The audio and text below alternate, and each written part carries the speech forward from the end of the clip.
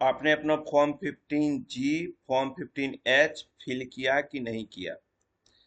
अब आप करने के लिए बैंक जाते हो या पोस्ट ऑफिस जाते हो तो आपको फॉर्म 15G और फॉर्म 15H की जगह पे एक नया फॉर्म दे देता है, फॉर्म 121। तो जी आपको यही फॉर्म 121 ही फिल करके बैंक को जमा करना है, और आपका TDS नहीं बैंक काटेगा, ये श्योर रहेगा। और अब सीनियर सिटीजन के लिए अलग, या जो सीनियर सिटीजन नहीं है उनके लिए अलग 15G, ऐसा नहीं है। अब सभी लोगों के लिए फॉर्म नंबर 121 है जिन्हें फाइल करना है। तो ये बड़ा इजी है, और इस वीडियो में हम पूरा डिस्कस करेंगे कि ये फॉर्म कैसे फिल किया जाएगा, और फिल करने के बाद जो एक्नॉलेजमेंट मिलेगा वो किस तरह से आपको मिलेगा। ये सारी डिस्कशन हम इस वीडियो में करते हैं। देखिए, इस फॉर्म का दो पार्ट है, पार्ट ए और पार्ट बी। आपको सिर्फ फिल करना है पार्ट ए। यहाँ पे आपको नाम लिख देना है, अपना अपना पूरा नाम लिखिएगा। जैसे मेरा नाम है राम प्रकाश गौतम, तो पहले फर्स्ट नेम, फिर मिडिल नेम, फिर लास्ट नेम, राम प्रकाश गौतम।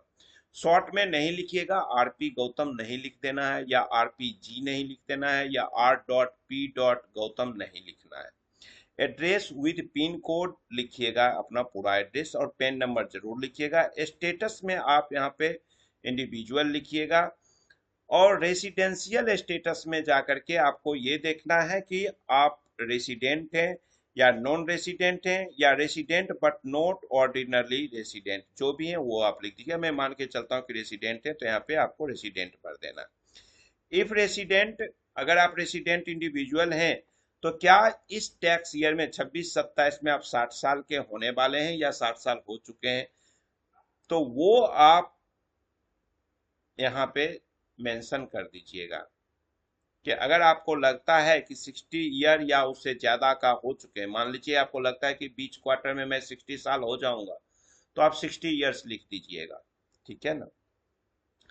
उसके बाद ईमेल आईडी अपना दे दीजिएगा, यहाँ पे मोबाइल नंबर दे दीजिएगा, और टैक्स ईयर, यहाँ पे टैक्स ईयर आप लिखिएगा 2026-2027 के लिए आप ये डिक्लेरेशन बना रहे हैं। उसके बाद ये जो कॉलम है, कॉलम नंबर 9 से 14 तक, ये आपके इनकम के बारे में डिस्कस करता है। तो सबसे पहले nature of income. Nature of income में देखिए, इनकम टैक्स एक्ट 2025 का सेक्शन 393 सब सेक्शन 6 में सारे नेचर दिए गए हैं। फिर भी मैं आपको एक बता देता हूँ कि आपका जो सोर्स ऑफ इनकम होगा वो किस तरह से होगा, वो नेचर ऑफ इनकम यहाँ पे आपको देना है। कि डिविडेंड का इनकम है, इंटरेस्ट का इनकम है, सैलरी का इनकम है, किस तरह का आपका इनकम है, वो इनकम आपको यहाँ पे स्पेसिफिक कर देना है। ठीक है। पेंशन का इनकम है, लाइफ इंश्योरेंस का है, जो भी है यहाँ पे लिख दीजिएगा। Estimated income for which declaration is made. अब आपको ये जो डिक्लेरेशन आप 121 दे रहे हैं, ये कितने इनकम के लिए आप दे रहे हैं, वो एक लगभग अमाउंट यहाँ पे लिख दीजिएगा। उसके बाद कहता है कि details of form number 121 other than this form filed during the tax year. अगर आपने फाइनेंशियल ईयर 26-27 में इस फॉर्म के अलावा भी कोई फॉर्म फिल किए हैं, तो उसका डिटेल यहाँ पे दे दीजिएगा। टोटल नंबर आपने कितना फॉर्म का फाइल किया है वो यहाँ पे दीजिएगा, 3, 4, 5, जो भी आपने किया है वो इस पे लिख दीजिएगा। उसके बाद आता है aggregate amount of income for which form number 120 were filed.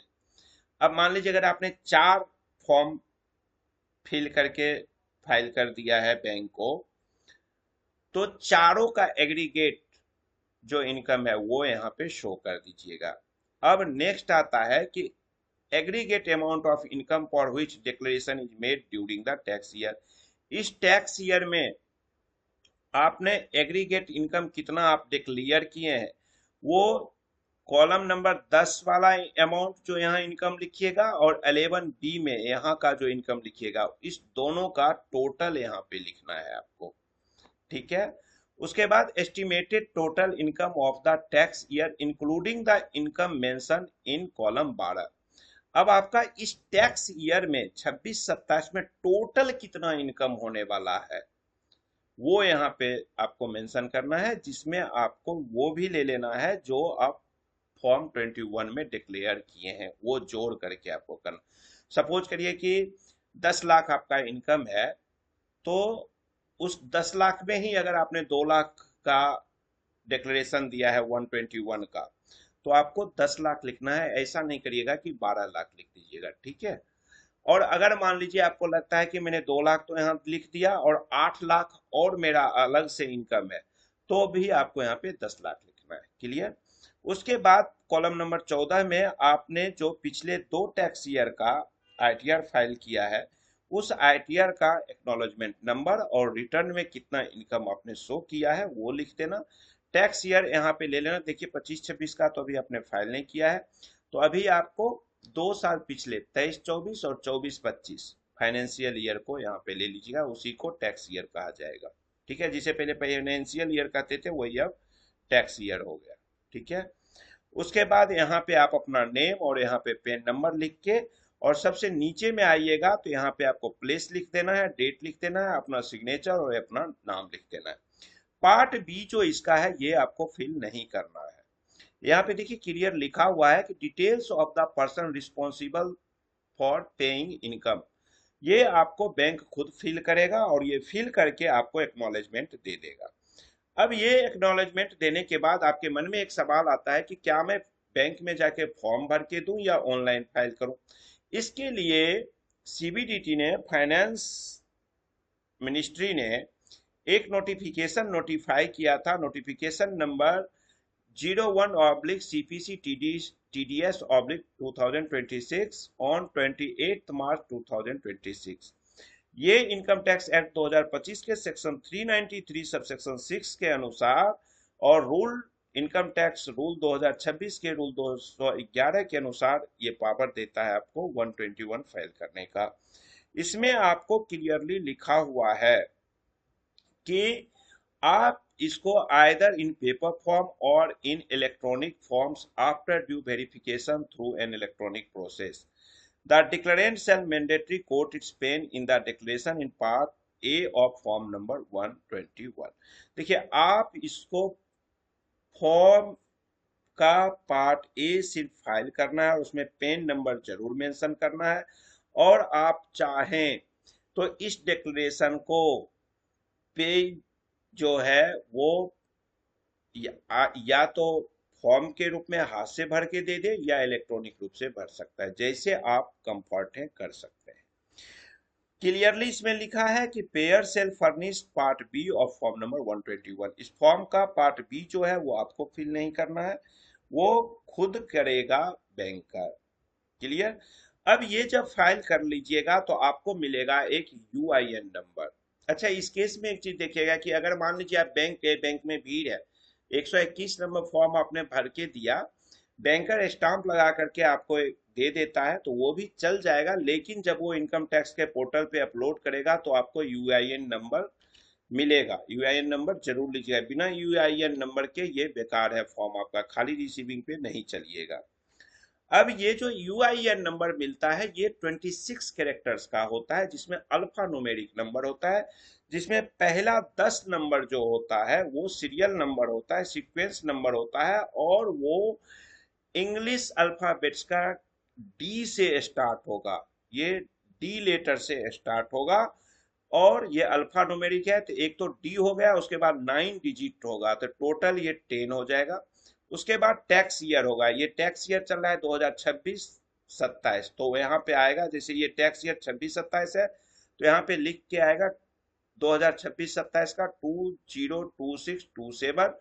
उसके बाद जो डिडक्टर है, जो बैंक है, उसका 10 नंबर, जो 10 नंबर होता है वो 10 डिजिट का होता है, वो भी अल्फा न्यूमेरिक होता है, तो वो 10 नंबर लिखा रहेगा। फॉर एग्जांपल देखिए इस तरह से 26 डिजिट का आपका रहेगा।